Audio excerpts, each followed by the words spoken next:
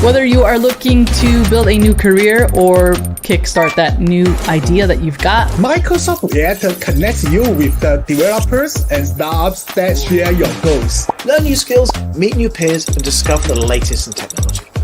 Events are running around the clock, so join us anytime, anywhere. Reactors are communities to connect. We want you to meet real developers and entrepreneurs just like you. Here you can get skilled up and learn from our product experts in the Microsoft Cloud and in open source. So watch us on demand and share your own perspective as we live stream in communities all around the world.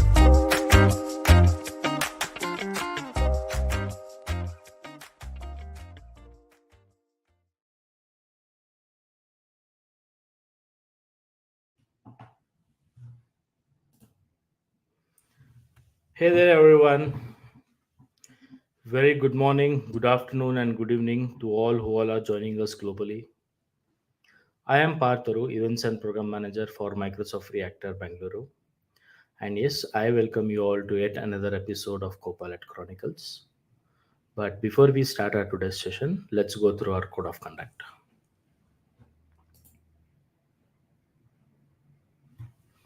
We are all here to learn together, participate together. So please be respectful of other people's views, understanding their differences, be kind and considerate in a way we all engage.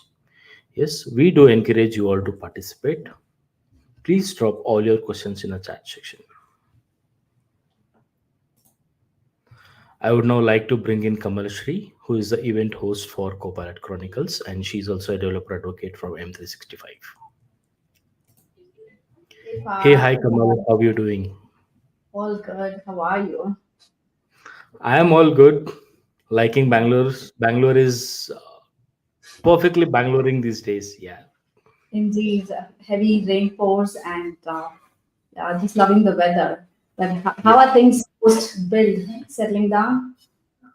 Post bills, yep, things has been settling down. The lot of activities been in program, in channelized, in pipeline to come up, and most probably to be lined up by July and August at Reactors web pages. Yep.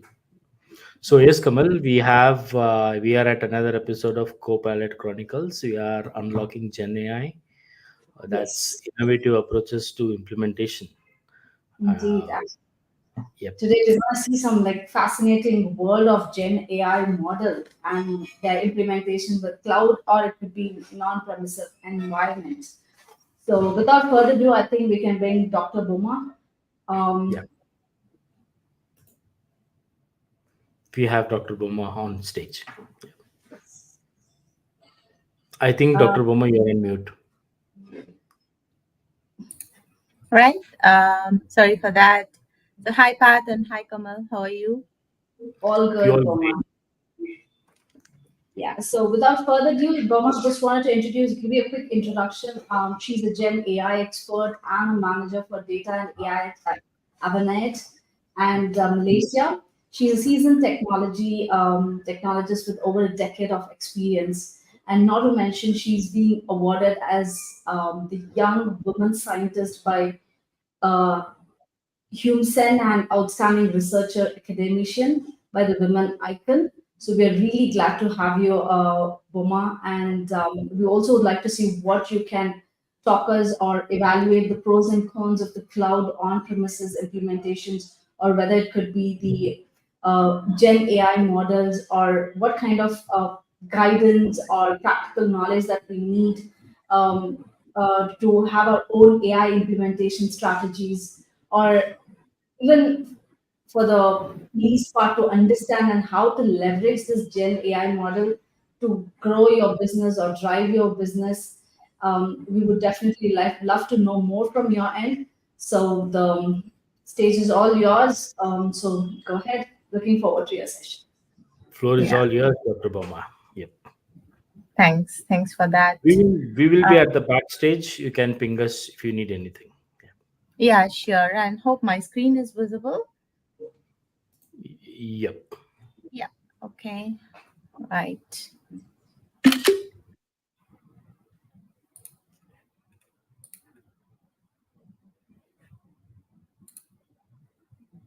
All good. So, yeah, good morning, good afternoon, and good evening, everyone. Right. So, coming to GenAI, recent days we are hearing a lot about GenAI, right? And continuously trying to enlighten us about the fascinating world of generative AI, or GenAI as we fondly call it as. So, for those who are in this stage, meaning that those who have already heard a lot about Gen AI, what I highlighted now, you might be definitely be wondering what more is there to discuss about Gen AI, or what more is there to discuss about artificial intelligence, right? So here, splendidly, I'm here to take you on a journey that goes beyond the surface, I could say, or beyond the usual discussion, and it's very interactive informations I'm planning to share in this session. So my talk today is titled as Unlocking GenAI Innovative Approaches to Implementation. So I would say here, it's a quite a handful, but it's a we could say it's a handful because it's packed with more and more of insights.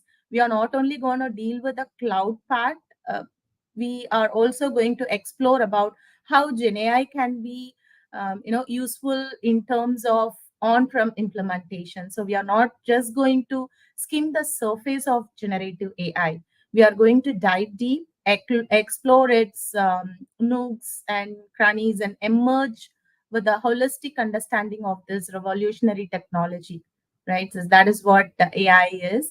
So, yeah, I think you heard about me. If you would like to connect with me, you can just scan the code to connect with me in LinkedIn. And let me just move into the agenda. Now, so we will be venturing into the workflow of generative AI in our today's session, and dissecting models like GPT 3.5, GPT-J, and Llama 2 as well. So, what it is doing, how it is, how it is playing its role in cloud implementation as well as in on-prem implementation, and followed by that, we'll be delving into the nitty-gritty technical aspects where we will be hearing about how to implement um, on-prem parts in a technical aspects, like what hardware requirements are necessary to go ahead with the on-prem implementation. So that often get overlooked, right, when we are coming to on-prem. So let us discuss that part especially today. And we are not stopping at cloud implementation, as I said earlier. So we will be going deep into on-prem implementation. I could say that we are going to break down the walls and bring the discussion to our backyard, our own backyards, with on-prem implementation. So let's navigate this landscape together and see what lies beyond, right? And all the speakers follow a traditional way. Though we have heard a lot about Gen AI, the traditional way is to first start with what is Gen AI and where it is coming from, how it started, right? So let me also follow the traditional way. Just I don't would like to skip from the introduction to Gen AI. So let me start here and see how well it goes. So let's start by understanding what generative AI, or Gen AI, really is, right? So, in the simplest terms, Gen AI is a subset of artificial intelligence. We might have heard that.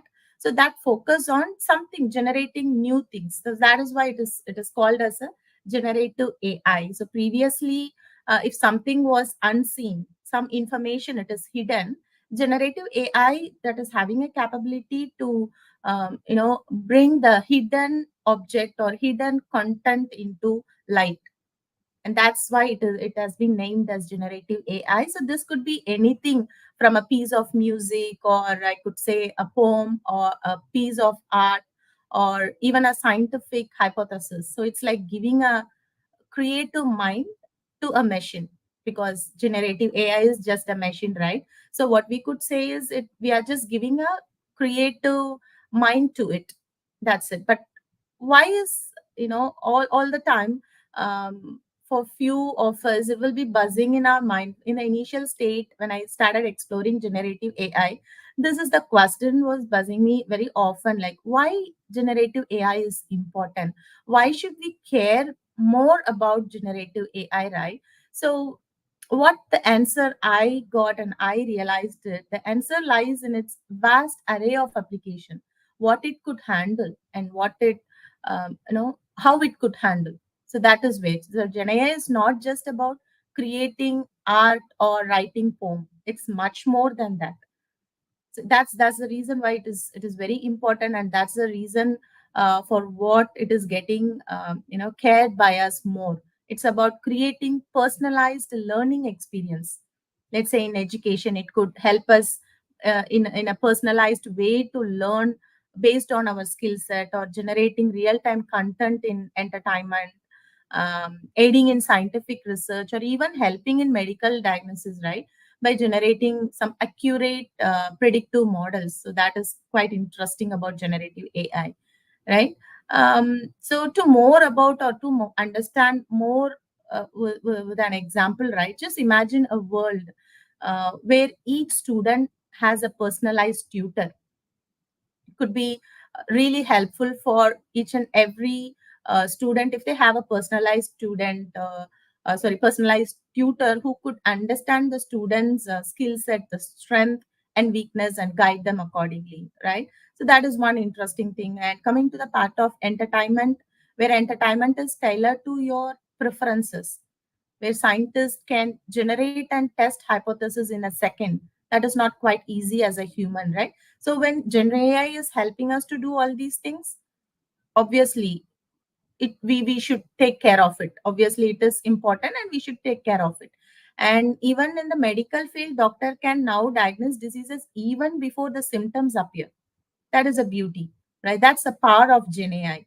That's the world we are stepping into, or I could say we have already stepped into that world, right? We are just not talking about a technology. We are talking about a tool that has a potential to transform our world. That is what I feel generative AI is, and that is why I feel it is important, and that is why mainly I feel we should take care of generative AI to handle not only the information which I have shared with you now. There's something beyond that also, and let us just explore in this discussion as well, right?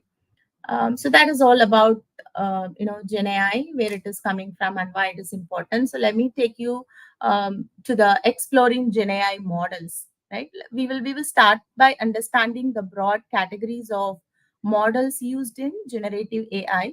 So before that, I would also like to highlight here we have multiple models in generative AI. So in this discussion, I will be discussing about major types, like two types. One is a large language model, LLM, supposedly called as, and small language models, SLMs, right? If you are very new to this generative AI talk or field, you might not be heard a lot about SLMs, but you're very often you would have heard about LLMs. So let us just discuss what is LLM and SLM, why it is here in GenAI, right? So imagine, to explain you in a better way, in an easier way to make it feel good. Let me go with an example, right? Imagine you're planning a trip, right? If you're going to a new country and want to explore as much as possible, so basically what we will be doing is we will try to hire a tour guide who knows the entire country well, because I'm planning to visit a new country, right? So I will be looking for the guide who know about the country in a full landscape. So this particular guide can take me to a variety of places, from popular tourist spot to hidden gems. So this is like using a large language model. Okay, just assume this is like using a large language model. It is versatile and can handle wide range of tasks because it's been trained on a vast amount of data. That is why I'm just comparing LLM with a trip to a new country. Okay, Now let us go to SLM with another example, another similar example, right? On the other hand, if you are interested in specific city or region, right, there you might prefer a local guide who specializes in that particular area. So this guide might not know much about the rest of the country or rest of the city. He might be with a um, very small circle knowledge about that particular city or that particular region, but they can give you an in-depth tour of an area you're interested in, right? So this is something similar like a small language model, I could say. It's specialized and excels in specific tasks because it's being trained on more focused area. It is not trained with a broader area. It is just focused with only small circle data. And one popular model in SLM is very familiar now to us by three models, right? So including the mini, which has 3.8 billion parameters in this language model holds, which are known for their exceptional performance across the variety of languages, reasoning, coding, and coming to math. It sets a really a splendid benchmark. So they outperforms the model of small size and even those of the next size up, right?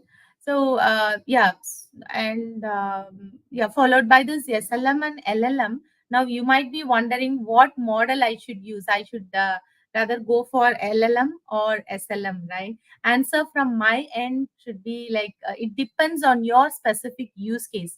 If your business is looking for a versatile AI solution, then handle a wide range of tasks, you might definitely opt for LLM, much like hiring a countrywide tour guide. But if you need a AI solution for specific task or a small domain, right, then you should probably go to SLM part. Could be a better choice. SLM could be your better choice, just like opting a local guide for a focused tour, right? If you are looking for another in another additional term, if you are looking for high quality text generation, then go for LLMs. So I could say GPT 3.5 or GPT-J. You'd have heard about GPT-J as well. So might be your best bet here.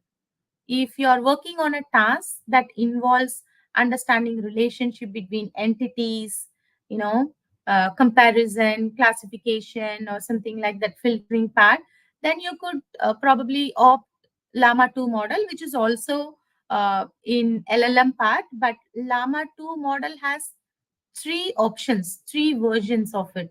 So one, the smaller version that that is parked under SLM. The rest of the two models of llama 2 parked under LLM. So when you're just looking for the use case, if you're looking for the relationship between the entities, then you could opt llama 2. That could the better way to go with your use cases. And one thing what we should remember is there is no one size fits for all solution in GenAI. The best model for you, it completely depends on your specific needs and constraint. That is what always we should keep in our thoughts when we are picking up the GenAI models, right? Yeah. So this is what I would like to share about LLM and SLM, and you could see here the multiple models which I have presented here. GPT 3.5, which is splendidly helpful in text to text generation, and we have DALI 3 helping us in most of the text to image conversion, and we have embedding llama 2 now recently. GPT-4 and GPT-4o is taking all the shows towards it. So these are all not the complete set of GenAI model. Great. It's just Uh, uh, yes, sorry to interrupt in between, Dr. Uma. I was guessing like we see the screen to be freezed. Are you Mhm. changing the slides alongside? Is it in exploring GenAI models? It's still in the first slide where you have your Kamal and yours this thing. Are you Oh, changing the I'm slide? just yeah, I'm changing my screen. Let Yeah, me yeah. just put once again in the presentation mode. How about now? Yes, yes, yes. Now we can see your slides, but you need to change the slides. You need to keep How about changing, yeah, manually. yeah, mhm. Is it visible now? I'm Yep, just changing. yep. Now I'm in the navigating the AI landscape. Great. Yeah, yep, yep. Right. Thank Okay. you. Thank you. Yeah. Yeah. Sorry for that. Great. Let me continue here. So previously, just give me let me give the glimpse about. I have not shared much. The first slide is all about the agenda, and then I spoke about the AI landscape. And then I am now in the exploring GenAI models where I showcased various model, but this is not the limited portion of the GenAI models. We do have plenty of models under GenAI. So now I'm in the slide of using your data. I hope Pat, is it visible now? Just to get a confirmation from your end. No, your slide currently is your introduction. Oh, quite strange. Okay.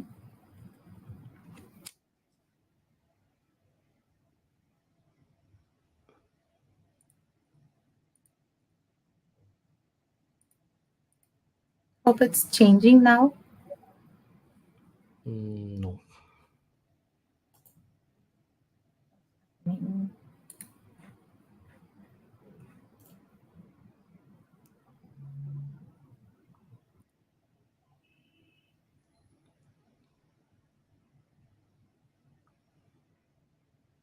Give me a sec. Let me. No, I can see the slide navigating the AI landscape.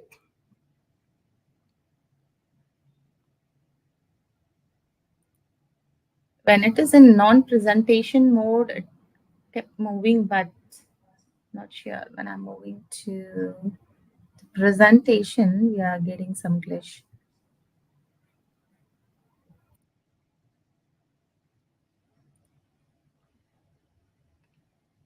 Can I try resharing my screen? I will stop and I will Sure, reshare the sure. screen. You can even Is it add the slides to the deck in the StreamYard. Yeah. right? Okay.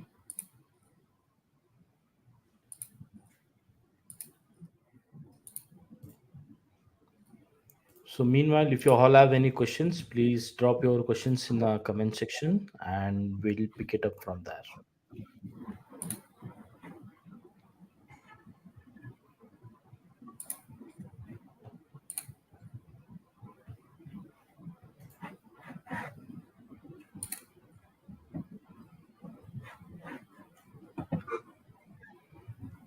Yes, we have the slide navigating the AI landscape. Okay. Just how about now? Is it changing? Can able to view the next slide? No, Now I'm in the next slide exploring Gen AI models. Oh my God.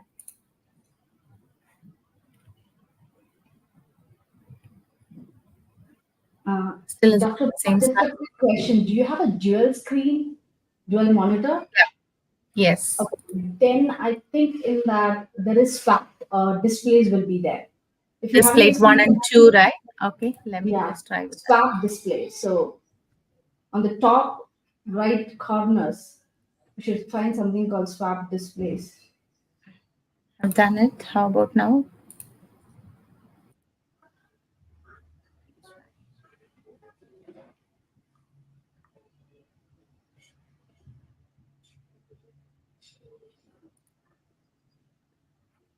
so you can add the slides to the StreamYard. When you go to present, it will ask you to like slides. So when you go to slides, and you can add Mhm. the slides from your system directly to the StreamYard, and then you can control it from the StreamYard. Okay.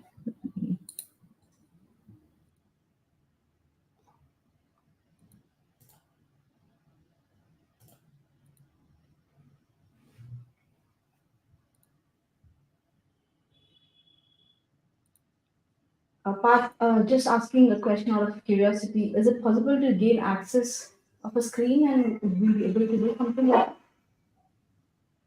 Yeah, uh, they can go to the present, go to the slides in the present, and from your computer you can add the slides to the deck. Okay. I don't think that's working for me. Okay. So when you click on present from the StreamYard, it says start Hmm. sharing, right? So can you give Yes, access? Yeah, is it possible to give access? Something like that? I have three options here: slides, video file, and Yeah, share go to the screen. slides, go to slides, Mhm. Yeah, and then you'll I'm have here your now. computer. Yeah, Yes. yeah. On from your computer, you can upload your slides to the StreamYard's deck. Cool. We'll try.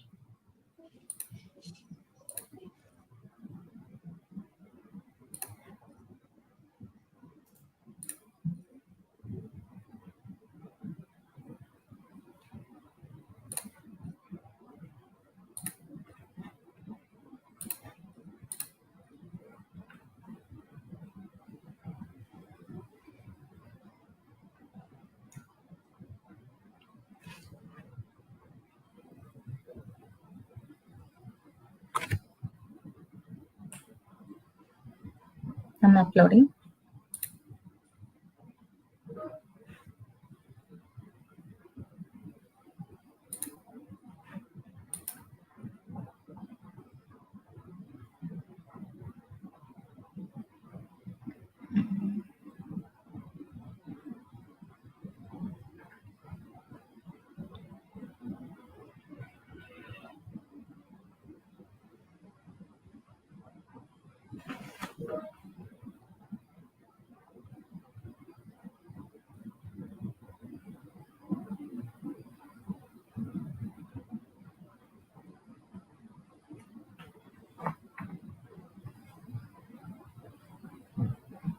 Is it uploaded?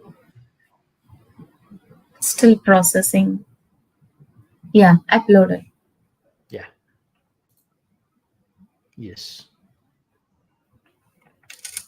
So you can just tell me the slide. I can change it from Yeah. here.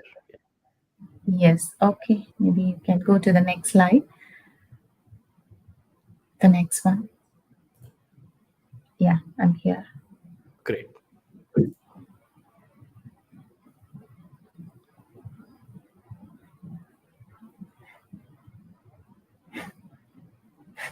Right. I hope it's good to go now with this Yeah, slide. good to go. Yes. Right. So sorry for the technical glitch. So what I was telling is when we are trying to pick the model, it might be LLM or SLM, we should remember that there is no one size fits for all solution in GenAI. It completely depends on your specific needs and your constraint, right? And moving to the next part, what we should consider and what we should remember that is when we are using our own data, right? What happens? What are all the consequences or what are all the challenges we might face? The first challenge is it is going to be the tokenization, the tokens, like the number of words or number of sentence or number of characters. It always going to be our challenges, and we should be mindful about handling this token. And this challenge, particular challenge, can we can overcome by using some specific or effective databases, right? So one database, what I could say is vector database. So why it is very specific and why I'm highlighting this database could resolve this tokenization issue. And one more thing is it is not going to um, resolve 100%, but comparatively when we are using this database, it could handle maximum amount of challenges what we are facing in terms of tokens, right? So it has many features, inbuilt features inside to handle this tokenization, right? So yeah, next slide.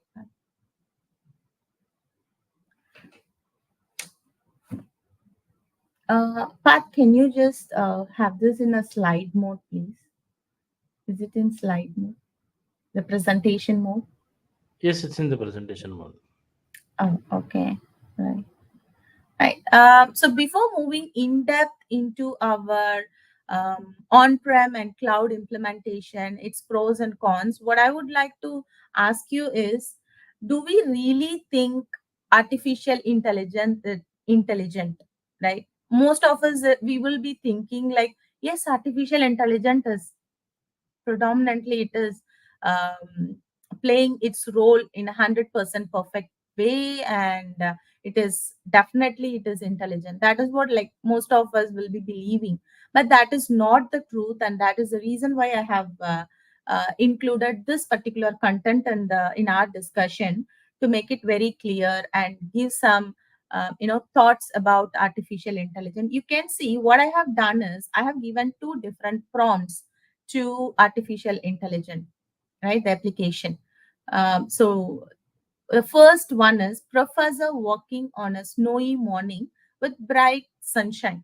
So according to AI's intelligence, it it is thinking professor is someone who looks like with a long coat, and how it is, right? And you can see a professor, someone walking, and it is like a snowy morning. You can see sunshine, everything. It is pretty clear and good from our prompt.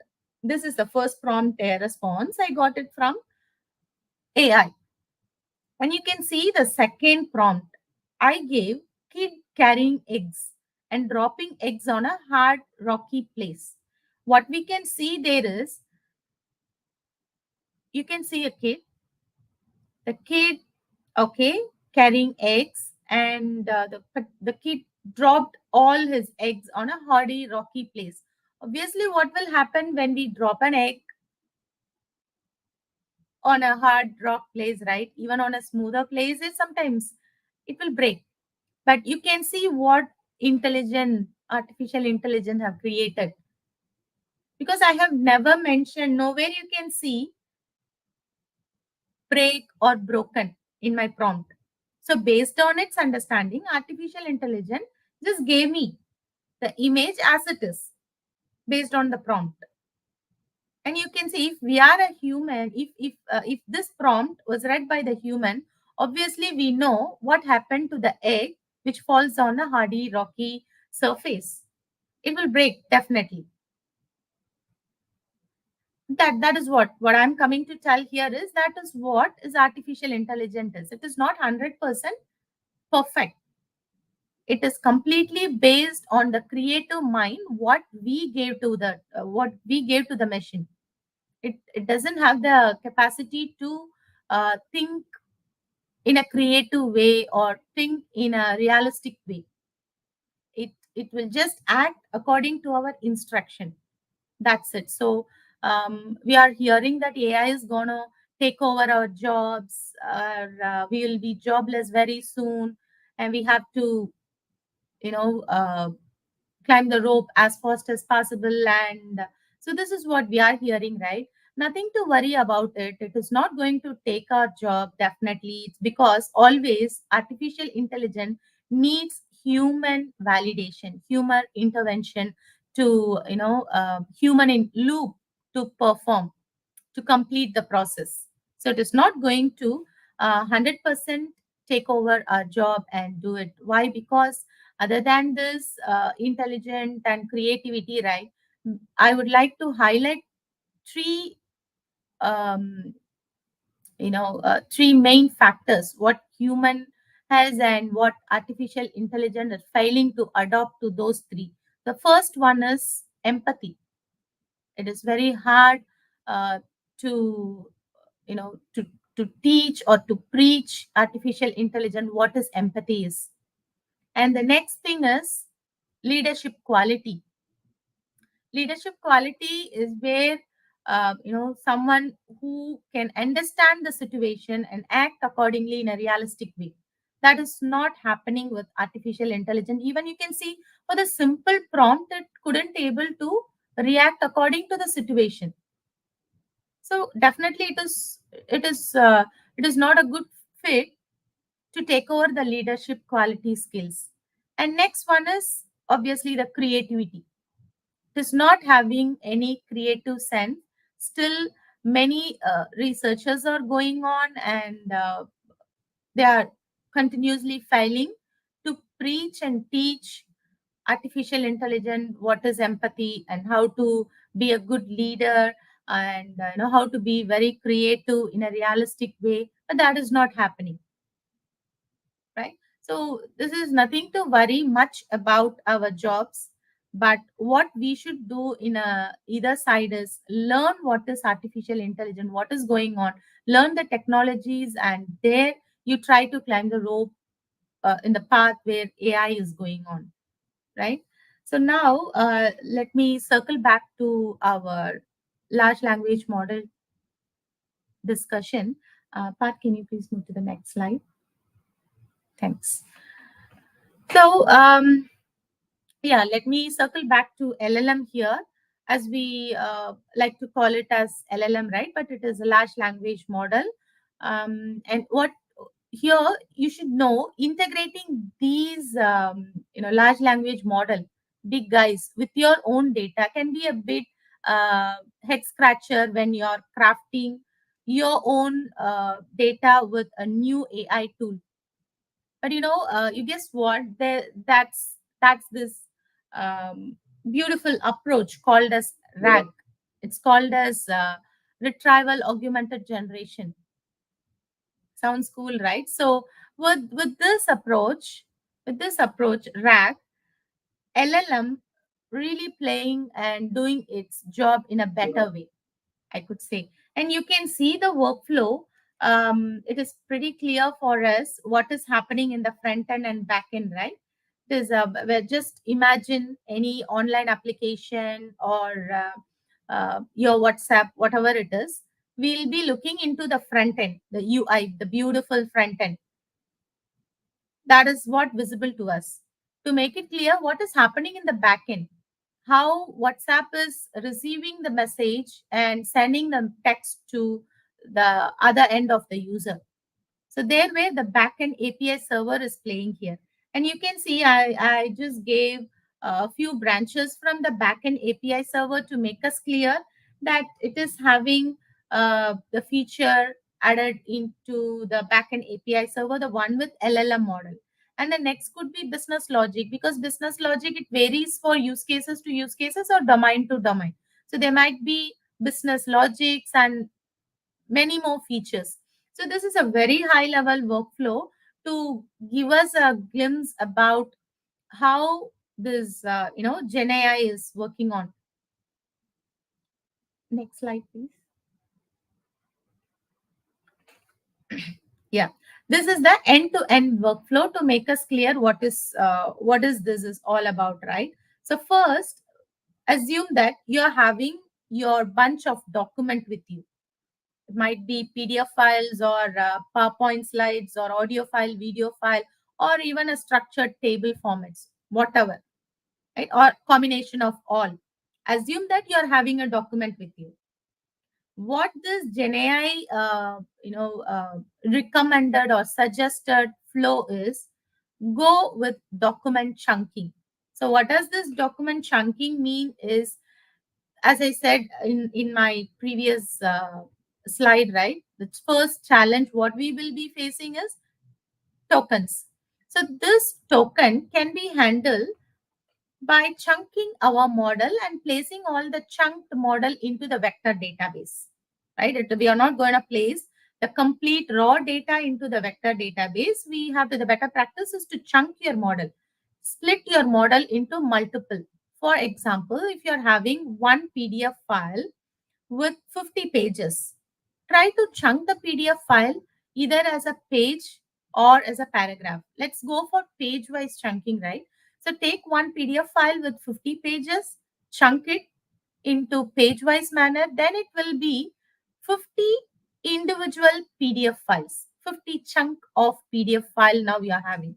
And it varies based on, again, it depends on completely your use case and the scope or requirements of your use cases again. So you can go with paragraph chunking or sentence wise chunking. It purely depends on the requirement. So once we get the raw data, we will be proceeding with the document chunking, and you can see the next process as LLM embedding. Embedding is a very beautiful process, helping LLM model, OpenAI model, to understand and react accordingly. So what is this embedding is? Embedding again is a process to convert your data into some numerical values, which is easily understandable for the machines, right? I could just place it in that way. It is easily understandable to the machines. So this embedding model, when we are chunking the document, for each chunk, it will give some numerical values. And after converting the data into embedding, what we have to proceed is we should proceed to the vector database to place all the embedded data. And you can see the process again. Vector database is also getting some input from the user end. So what as a user we will be doing is we will be shooting some question to the GenAI model or to the application. So if I'm asking some question to the GenAI model or application, what it is doing, you can see in the feature, it is extracting the question from user, converting again the text into embedding. That is the easier process because my vector database now it is holding some embedding value.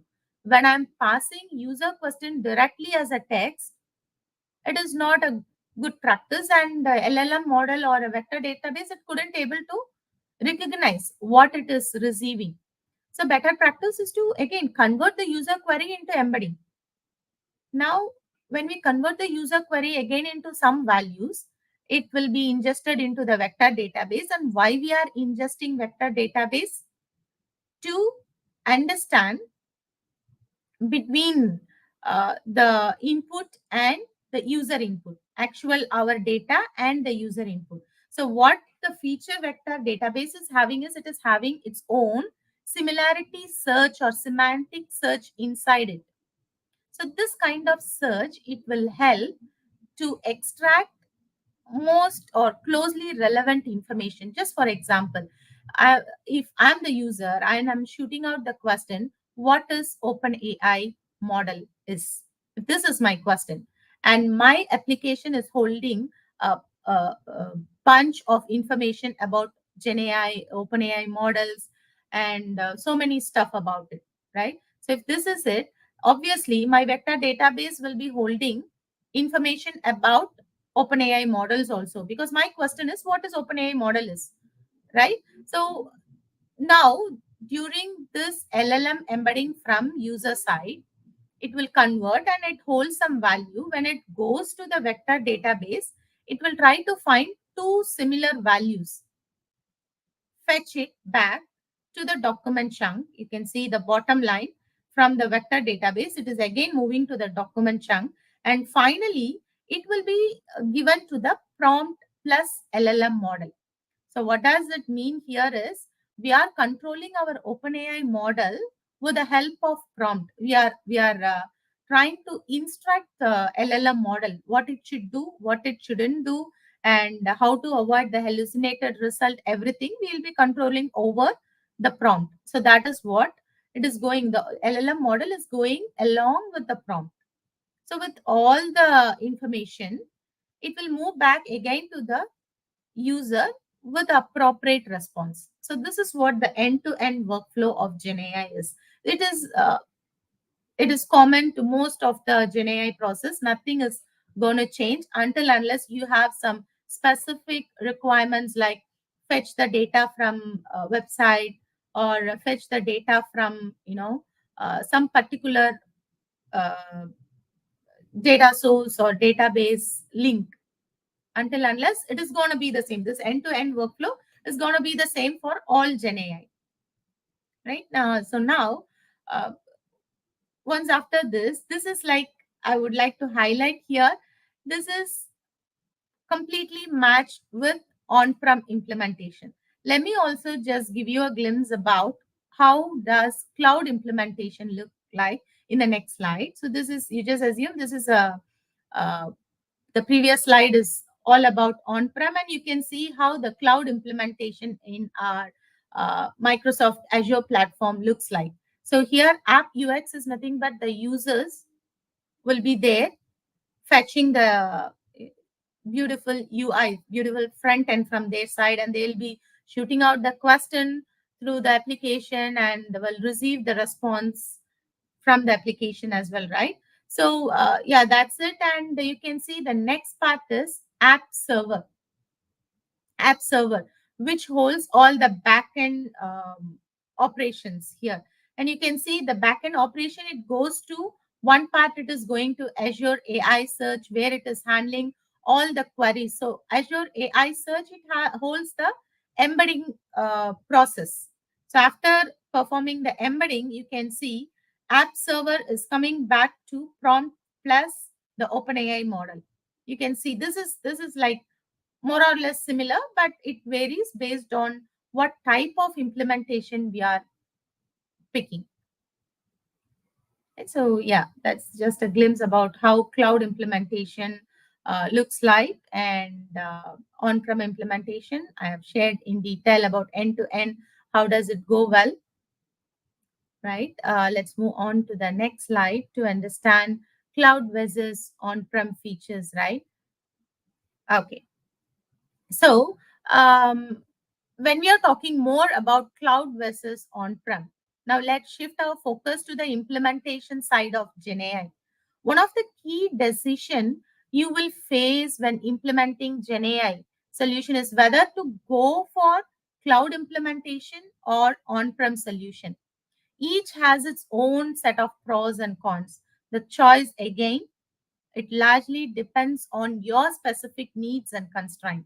When we talk about cloud implementation, I could say cloud implementation, they are hosted on the vendor server and accessed through the internet, like how Microsoft Azure platform, we can host in Microsoft server, and we can access all the services and the process through the internet. So they offer several advantages. I could just classify it. Firstly, they provide scalability. You can easily adjust the usage based on your needs. And next, I could say they eliminate the need for upfront capital expenditure on hardware. There's not much in investing on the hardware part. And thirdly, I could say they ensure always you're in an updated version, you're in the updated features, you're using the updated services, right? It will make sure when we are in a cloud implementation. And however, cloud implementation also have some drawbacks. They require a reliable internet connection, and they can be ongoing cost of usage. Also, depending on the provider, you might have less control over your data. Again, it is in cloud. It is not in your own own server. It is in the cloud server, so you will not have much control over your data. So that is in a cloud implementation. And when you're deciding to go with cloud implementation, you need to think about all these things. And coming to on-prem implementation, these are hosted on your own servers, right? So they offer greater control over your data because it is in your own server. Obviously, you will have all control over your data and also the system, and they can be more suitable for our organizations or to specific organization who are having very strict data security and some privacy requirements. So this on-prem implementation is well suitable for such kind of organizations, right? And coming to its disadvantages, right? So they also come up with higher upfront cost for hardware. But that is not the case in cloud implementation. Everything is inbuilt and pre-built. So we will not usually look for the hardware. Hardware, what I'm talking about is the size of GPU, size of CPU, and the operating system. So many things. The memory size to hold the data, memory size to hold the model, everything is there's an upfront cost for hardware, and when we are purchasing the hardware, there obviously is going to be the setup cost as well, and they require ongoing maintenance then and there. Plus, additionally, there will be a scaling up can be more challenging and costlier as well. So these are all we have to consider when we are planning to go for on-prem implementation. So as I said, they have their own set of pros and cons. So it is not, uh, it is not like cloud implementation is 100% easier and good to use, and it is not like on-prem is 100% easier and good to use. It's not like that. So when choosing between these two, consider factors such as your budget, the data security requirements, and then the reliability of the internet. Finally, need for control over your system. That is, that is in the highest priority for us, right? So coming to this Hugging Face, why I have included this Hugging Face deck, right? If you are considering an on-prem implementation, if you are going for a cloud implementation, as I said, everything is inbuilt inside the cloud platform. If you are looking for specific services to deploy the UI, we will be having inside our cloud implementation. And if you are looking for some ML model, it will be available. If you're looking for OpenAI model, yeah, obviously it will be available. Everything is it's like uh, everything under one umbrella. That's how I could say. But if you're considering an on-prem implementation, you might be wondering, where can I get these AI models, right? So this is where platforms like Hugging Face come into play. This Hugging Face is a leading platform that usually provides a vast repository of pre-trained models, including both LLM and SLM. You can easily download a model of your choice and implement it on your own server. Because everything is, it's open source thing. So this allows you to have full control over your data and the system, which can be crucial for organization, as I said earlier, with strict data security and privacy requirements. Most of the financial sector, the banking side, right, they will be very concerned about placing their data in cloud. So such kind of organization, mostly they will opt for on-prem implementation despite of the costing, right? So to implementing a model from Hugging Face, which involves few steps. I'll show it in my next slide. What are all the steps available? So first, Pat, next slide, please. Yeah, thanks. So we have a few steps involved in it. First, you need to choose the model. If you are looking for GPT 3.5 or GPT 3.5 turbo model or GPT-4 model, first and foremost thing is choose the model suitable for your use case from this Hugging Face repository. Then you can use the transformer library, which is available, which again it is available in Hugging Face. Okay, so we have to download the transformer library, and we have to load the model into our own server. Once the model got loaded, you can use it to generate the prediction phases.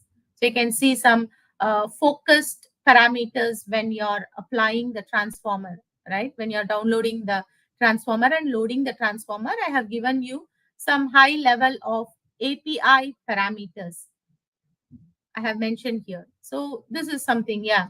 So you have to focus on when you are loading the model, focus on the temperature, which plays a crucial role when you are using OpenAI model, right? So temperature range from 0 to 1. You can set between 0 and 1 to make the consistency in the response of OpenAI model. You can play around with the temperature value, and you can play around with a max new token. So max new token is like how many amount of token you're expecting as a response. So there where you have own control, right? And this control is also in cloud models. I'm not saying this control is not in the cloud OpenAI models. Yes, it's available. Just I'm showcasing how you can implement your open source model using the Hugging Face transformer libraries. And then you can go with the focus of return full text, early stopping process, do sample. So these are all some highlighted API parameters for us to focus on to increase the accuracy, latency of your OpenAI model in case of the response fetching and generation part, right? So in my next slide, I have also given like how we can deal with the technical aspects. So now I have given you a glimpse about what is this on-prem implementation, and where we can get this open source on-prem models, how we can utilize it, and which parameter we have to focus on. So in my next slide, I'll be just giving you the glimpse about how we can make a better use of this open source model, right?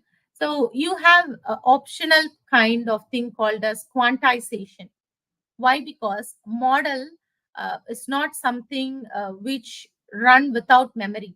Each and every OpenAI model, it has its own um, capacity, the space it occupies, the space in the memory. So it depends on the hardware what we are using.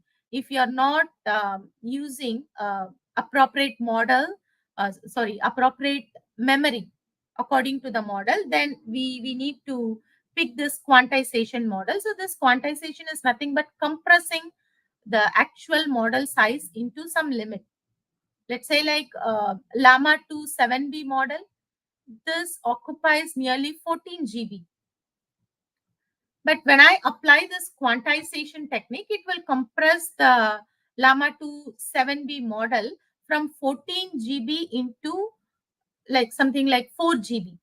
So that is the beauty of quantization. So when I'm when I'm not having enough capacity, but I'm really interested in exploring the OpenAI model in my own server or in my own laptop on prem implementation, then I could go for this quantization. But yeah, we have some disadvantages as well in quantization, because quantization is good in compressing the model. When it is compressing, what does it mean is it is trying to um, hide or mask few of the parameters, because this each and every model, it holds billions of parameters. When we are compressing the model, obviously we are compressing the parameter usage also. So coming to the part of quantization and looking for the better accuracy, we are not going to get it. But in the case of just experimenting and feeling the essence of OpenAI model in on-prem with a limited server, right? We can go for quantization and just look the beauty of the response, how well it is, right? So that is all about quantization. And in my next slide, I have also given some glimpse about Llama 2 models and the hardware specs. Yeah. So starting with the Llama 2 model, so you can see in the right hand side which GPU is suitable for this particular model. We are having many GPUs, but here I will recommend NVIDIA GPU if you are using Llama 2 model. It's because Llama 2 model, when it comes to AMD GPUs, right, it is not having some of the capabilities to meet the requirements of Llama 2.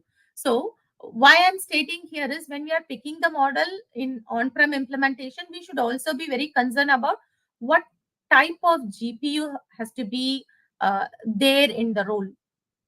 If not, again, it will be like quite challenging for us to overcome all the setup to achieve the expected results, right?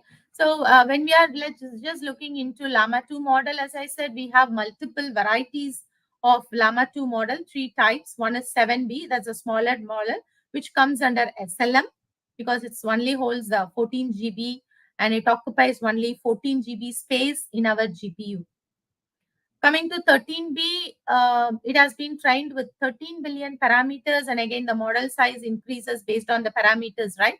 So it is 25 GB, and if you are actually looking for very good accuracy with a faster response, then we have to opt for the highest model, that is 17B model, and you can see the model size 18 GB. The size of the model itself is 18 GB, and just assume that what is the size it will consume when we are loading the model and trying to utilize the model when we are into the process of fetching the response, right? So it is not going to occupy only 80 GB. That is what I'm trying to point out here. If the model size is 14 GB, it is not like it is going to occupy only 14 GB in our GPU. It occupies 14 GB while loading. But every time when we are triggering the model to do some process, it will utilize few more GBs. So we have to be very concerned about these practices when we are picking for on-prem implementation. And my next slide, I will show you what are all the terms we have to focus on. So hardware spec I have given here. Just for example, assume that your server is utilizing LLM model. Let me go with the same flow, Llama model, Llama 2 with 13B. If this is our purpose, you can see the specification what I have given for CPU. So CPU, I'll be looking for 10 core with no doubt. GPU, I'm looking for single 64 GB high-end GPU, preferably NVIDIA, if it is Llama 2. If it is GPT-4 or GPT 3.5, yeah, AMD GPU is suitable, right? H100, you can go for NVIDIA H100 or A100, right? H100 is now the high-end GPU model. It's well suitable for even the 70B Llama 2 model. And you can see the memory capacity, what I'm looking for. It is 128 GB, and the OS is sufficient of 1 terabyte. Again, the data storage completely depends on the data, uh, amount of data you are planning to load. An operating system, obviously, it's Ubuntu, right? And you can see the variation in 13B and 17B hardware specification, right? CPU is going to be the same, but coming to GPU, I have increased the size because 70B size is coming around 80 GB, right? And as I said, it is not sufficient for me to have just 80 GB or 90 GB. I have to go beyond that because I'm not only going to load, I'm going to utilize the model then and there. Whenever the user is shooting up a question, I will trigger the OpenAI model to do the process. So it occupies few additional space, and it is always highly recommended to go with a high-end GPU with 160 GB. The rest all are going to be the same. But what we are concerned about is the GPU sizing, right? Yeah. So, and we should also look for, when we are looking into the data storage, right? We have an option of Elasticsearch. You could opt the Elasticsearch, as the name resembles. Elasticsearch, you can hold as much as data into Elasticsearch. It will extend based on the capacity of the the volume of the data what we are feeding inside it. It completely depends. Okay, you can opt for it. Moreover, Elasticsearch provides tools like cross cluster search and cross cluster replication, which is called as CCS and CCR, that allow you to search and replicate data between Elasticsearch clusters across any deployment pathways. So this means that you can have an Elasticsearch cluster on-prem and another one in the cloud. So it's like a hybrid model. You can search and replicate data between them, between cloud and on-prem. If this is not only the case on-prem, but you would like to go for hybrid implementation also, Elasticsearch is suitable for hybrid model as well, hybrid implementation process as well, right? Yeah. uh, let me move on to the next slide to showcase on-prem, like pros and cons of on-prem, right? I spoke a lot about our GPU resources. We have to be very concerned about the capacity of our GPU sizing, the scalability, maintenance overhead, the response time purely depends on how well we are placing the model and where we are placing the model. If I'm utilizing a bigger model and just giving it a very small amount of GPU, then it is going to affect my accuracy. It is going to affect my response time. Sometimes it might lead me to, uh, the give up with the irrelevant response, or sometimes it will crash the system when I'm not providing my OpenAI model with a sufficient GPU. So it is highly, it is going to affect the response time. The flexibility matters a lot. The infrastructure cost, obviously it is higher in on-prem compared to the cloud because everything in cloud is inbuilt, right? And optimized hardware config, you need to be very focused on it, concerned about your operational focus. So we have like equal pros and cons, and these are all the consideration I would like to highlight here, right? So yeah, as we near the end of our journey, right, through the landscape of GenAI and how we can explore the on-prem and cloud implementation, let's just take a moment to look beyond what we have discussed in our previous slides. In the next slide, yeah, that's basically a key takeaway. So here you can see the field of Gen AI is rapidly evolving, right? So with the new models and techniques, I could say. So we are seeing trends towards more efficient models like the SLMs, we discussed earlier, as well as trends towards more responsible and ethical AI practices. We are not stopping with just implementing it. We are also looking how responsible it is, how responsible the AI is, how ethical uh, AI practices are. So there's also a growing interest in hybrid models, as I just discussed about the hybrid implementation, right?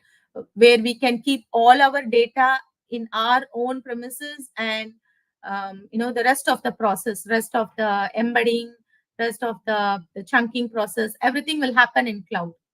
Okay, it doesn't matter it's a complete on-prem or cloud. It could be hybrid model also that combine the strengths of different type of model to achieve superior performance, I could say here.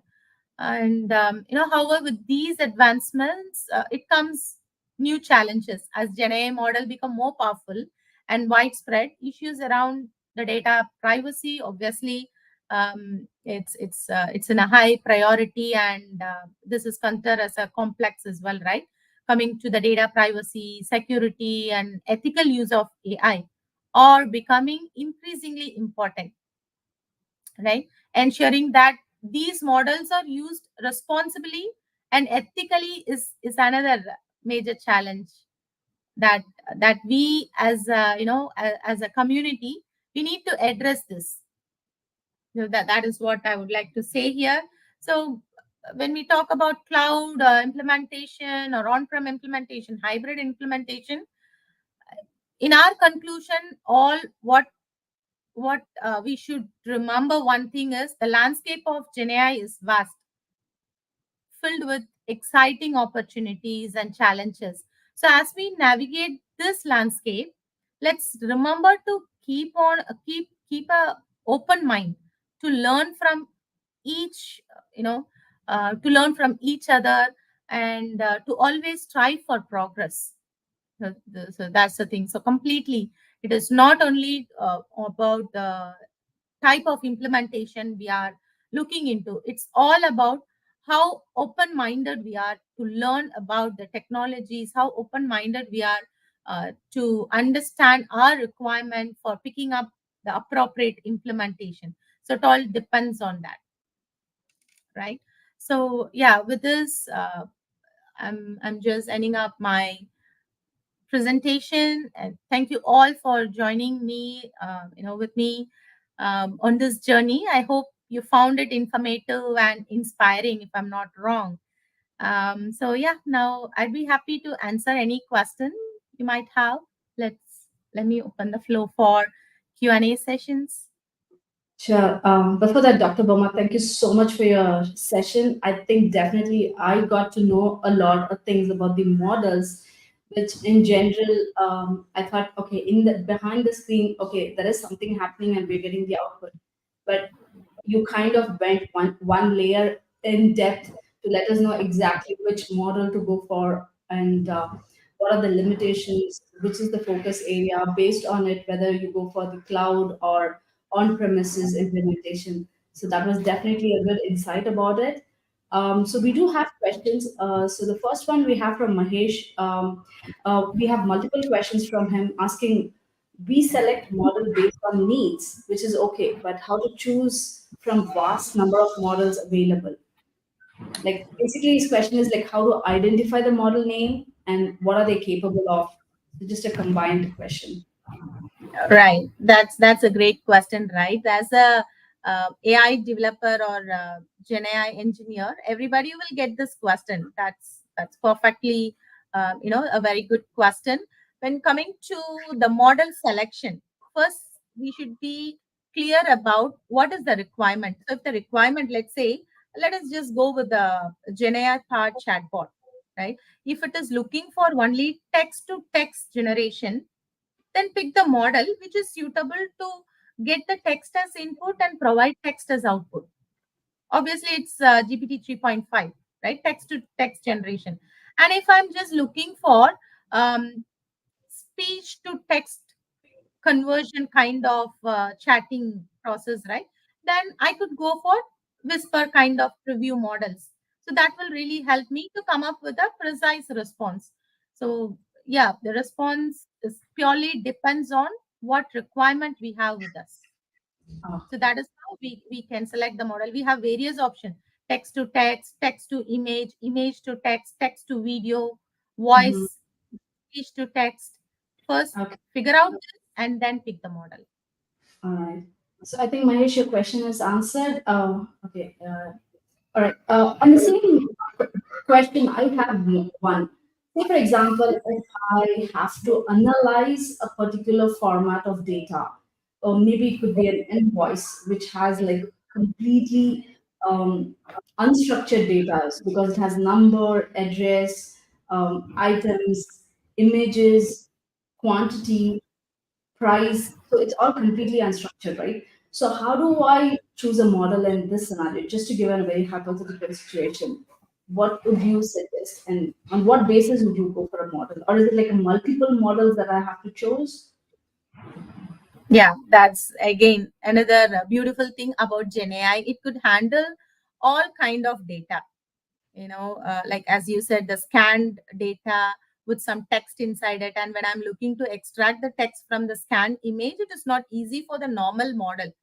Mhm. I could say it's not easy for a normal machine learning model, right? But what we could do here in our initial process, the processing of the data, there is a process called as OCR. So OCR process will help us to identify specific content from the data, what we are looking for. Even though a single file is holding multiple format inside it, OCR, when we are applying OCR model, it could extract the data for me. And then what we could do, as I have showcased the high level workflow, we can go ahead with the embedding process after applying the OCR model. Then process everything is going to be the same. That is for the case of on-prem implementation. But the beauty with the cloud, let's consider Microsoft Azure platform, right? We have AI intelligence, Mhm. document intelligent with us. Mhm. Previously, it is called as form recognizer. So we can use that AI search capacity to handle the basic raw data, extract the content from various format, and then proceed with the OpenAI model. All right. Definitely a space to dive deep into it to see how this really works and the beauty of it. So yeah. So on the same basis, I think Mahesh has another question. He says, "Is the Hugging Face kind of open source model, and how secure or ready to use it is?" as of now. Right. Always OpenAI model, it has been trained with some other data. So it is not like it is going to use our own data to make itself train, or to make it they are not using our data for the training purpose. So it is always 100% safe for our for our data. It is none of the OpenAI model is using our data to train itself. So it's Mhm. obviously it's going to be safe. Either it might be the Hugging Face or any of the Azure OpenAI model. None of the OpenAI model is using our own data to train itself. Mhm. Okay.